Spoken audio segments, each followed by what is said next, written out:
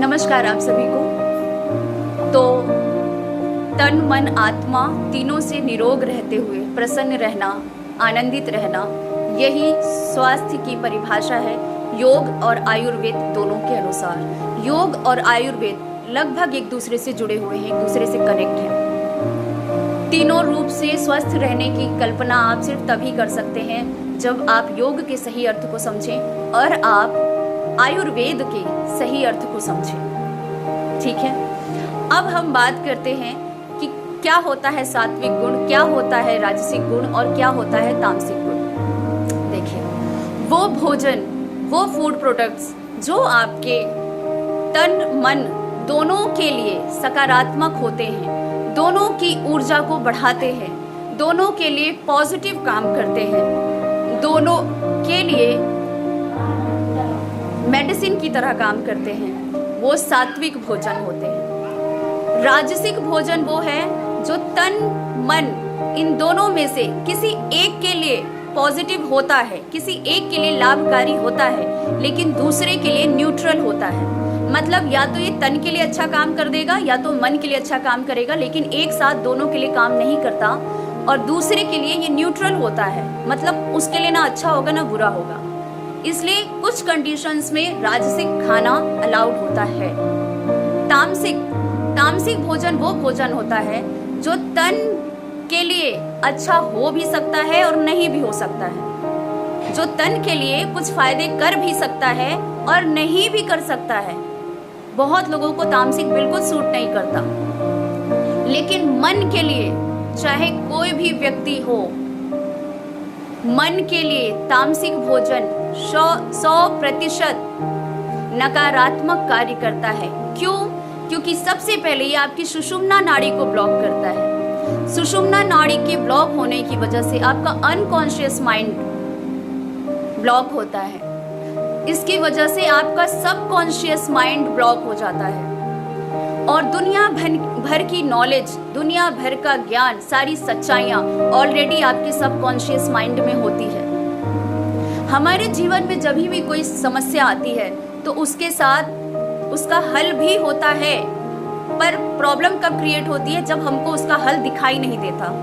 और हल हमें तब दिखाई देता है, समाधान हमें तब दिखाई देता है, आंसर हमें तब दिखाई देता है जब हमारा सबकॉन्शियस माइंड एक्टिव होता है और उसके ज्ञान गर्भ से वो समस्या का समाधान या आंसर जब प्रेशराइज होकर अनकॉन्शियस माइंड में आता है, और अनकॉन्शियस माइंड से जब वो सबकॉन्शियस माइंड में आ जाता है, तब वो समस्या का हल हमें दिखाई देने लगता है। ये बहुत ही लॉजिकल साइंस है। सबसे पहले हम ये समझेंगे कि सात्विकता के फायदे क्या हैं, लाभ क्या है और तामसिकता के नुकसान क्या है। सात्विकता आपको मन से मजबूत बनाती है। साहस, उच्च विचारधारा, सही संस्कार, सकारात्मक विचार, पॉजिटिविटी, मोटिवेशनल, ये सब कुछ आपको सात्विकता से मिलता है। क्योंकि सात्विकता की शक्ति खुद में एक बहुत बड़ी मेडिसिन होती है, हीलर होती है। एक सही चिकित्सक जिसके हाथों ऑलमोस्ट 99% केसेस सक्सेसफुल हों, ये वही हो सकते हैं जिनके अंदर सात्विक गुण हो, जिनके अंदर सात्विकता अधिक हो। एक तामसिकता से ग्रसित कोई चिकित्सक 100% केसेस को सक्सेसफुल नहीं कर सकता, ये गारंटीड है। तो सात्विकता अपने आप में एक चिकित्सक का हथियार है। और हर वो व्यक्ति जो सात्विक जीवन में विश्वास करता है, उसमें साहस देखने को मिलेगा, उसके विचार बहुत अच्छे होंगे, शुद्ध होंगे, उसका अपने पर संयम बहुत अच्छा होगा, सेल्फ कंट्रोल बहुत अच्छा होगा। तो सात्विकता आपको इतने सारे फायदे देती है। अब तामसिकता के नुकसान क्या क्या है? सबसे पहले, तामसिकता आपके माइंड को कंट्रोल करती है, आपको मन से कमजोर बनाती है। कुछ ना कुछ ऐसी कमजोरी आपके जीवन में हो जाती है जिससे आप उभर नहीं पाते। इसी वजह से धीरे धीरे आप किसी न किसी रूप में, छोटे रूप में, बड़े रूप में मानसिक रोगी बन ही जाते हैं। और तामसिकता, चूंकि ये नेगेटिविटी अट्रैक्ट करती है, नेगेटिव माइक्रोबाइटा अट्रैक्ट करती है, इसलिए आपके शरीर में कोई ना कोई रोग लगा ही रहता है। आपको किसी न किसी चीज के लिए मेडिसिन खाते ही रहने पड़ते हैं। आप मन से 100% आनंदित फील नहीं करते। सो कोई ना कोई मानसिक रोग और शारीरिक समस्या आपको तामसिकता से बनी ही रहती है, तामसिकता आपको देती ही देती है। तो इन बातों को जब आप समझते हैं, आप खुद अपने जीवन को निरोग बनाना चाहते हैं, आनंदित रहना चाहते हैं, सिंसियरिटी का यूज़ करते हैं, तो आप खुद समझ जाएंगे कि आपके लिए तामसिकता ज़रूरी है या सात्विकता ज़रूरी है। और महाप्रकृति के अनुसार जो सात्विक गुणों से आधारित जो प्रकृतियां होती हैं, उनके नाम सब बहुत ही डिवाइन नाम होते हैं, और जिनमें तामसिकता और राजसिकता प्रबल हो जाती है, उन प्रकृतियों के नाम जैसे प्रेतकाय, आसुरकाय, शाकुनकाय, पिशाचकाय, इस तरह के प्रकृति के नाम होते हैं जिन लोगों में तामसिकता और राजसिकता अधिक होती है। वो माइंड, उनका सबकॉन्शियस माइंड ब्लॉक कर देती है तामसिकता। तो इतने सारे नुकसान है तामसिकता से। इस सत्य को अगर आप नहीं जानते तो जानना बहुत ज़रूरी है। और कोई अगर आप खुद को योग के पूर्ण जानकार कहें या आयुर्वेद के पूर्ण जानकार कहें, लेकिन वो महाप्रकृति को महत्व नहीं देते, तो वो अनजान है सच्चाई से, वो पूर्ण ज्ञाता नहीं है योग के या आयुर्वेद के। तो सबसे पहले हम सात्विक भोजन की बात करते हैं। सात्विक भोजन कौन कौन से होते हैं? चावल, जौ, गेहूं, इस तरह के सभी मुख्य अन्न जैसे जौ, बाजरा, मक्का, ये सभी जो भी अनाज हैं, अन्न है, मुख्य अन्न, ये सब सात्विक हैं। मसूर की दाल और खेसारी की दाल, इन दो दालों को छोड़कर सभी प्रकार की दालें सात्विक हैं। बैंगनी रंग का गाजर, सफेद रंग का बैंगन, लहसुन, प्याज, मशरूम, इन 5 सब्जियों को छोड़कर सभी प्रकार की सब्जियां सात्विक हैं। सरसों का साग और लाल पोई का साग, इन 2 सागों को छोड़कर सभी प्रकार के साग आपके सात्विक हैं। गरम मसाला जिससे बनता है, गरम मसाला कब गरम मसाला कहलाता है? जब उसमें लौंग और दालचीनी होती है। लौंग और दालचीनी को अगर हम गरम मसाले से हटा दीजिए तो वो गरम मसाला नहीं होता। तो वो मसाले को गरम करता है लौंग और दालचीनी। तो इन लौंग और दालचीनी को हटाकर जितने भी मसाले हैं वो राजसिक में आते हैं। मसाला कोई भी सात्विक नहीं होता, सभी प्रकार के मसाले राजसिक में होते हैं सिवाय लौंग और दालचीनी के।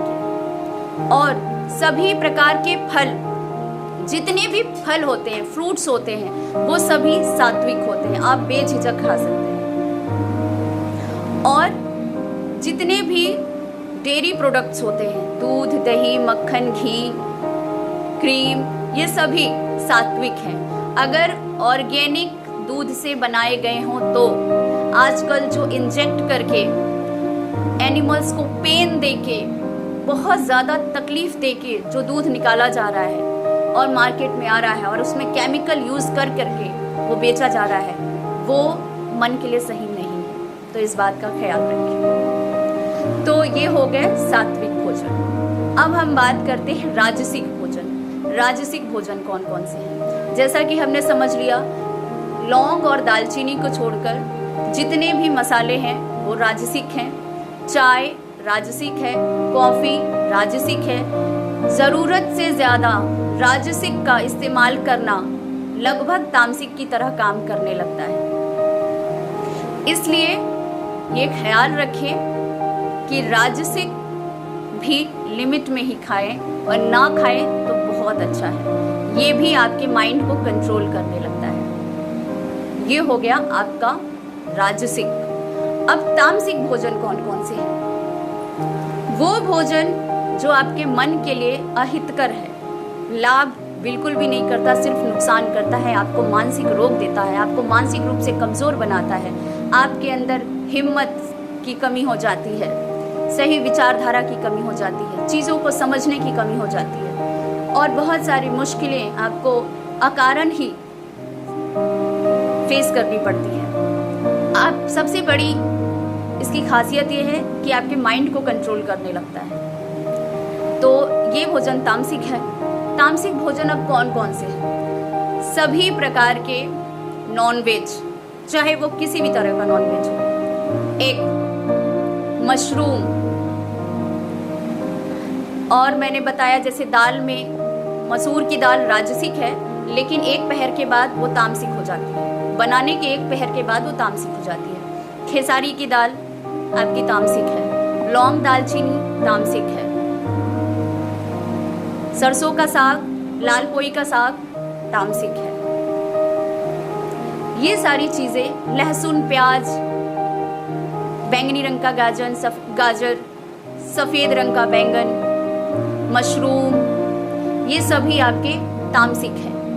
तो ये सारे भोजन को अगर आप अपने जीवन से हटा देते हैं और बाकी जितने भी ऑप्शन हैं उनका सही इस्तेमाल करके आप भोजन करते हैं तो आपको कोई रोग होगा ही नहीं जो आपको मेडिसिन खानी पड़े, जो आपको एक्स्ट्रा कोई भी तामसिक चीज़ों जिसके लिए सलाह दे दी जाती है वो खानी पड़े। जब रोग ही नहीं रहेगा तो हमें कोई दवा खाने की ज़रूरत क्यों पड़ेगी?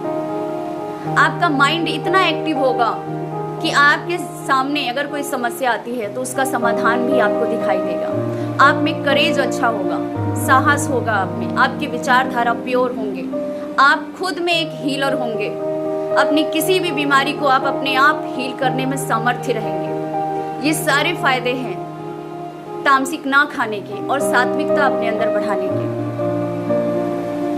तो आज के समय में जो ये सात्विकता को इग्नोर किया जा रहा है ये बहुत खतरनाक है।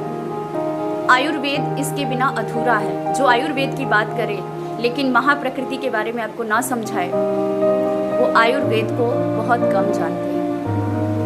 आप सभी से मेरा अनुरोध है, अपने जीवन में सात्विकता को बढ़ाइए, स्वस्थ रहिए।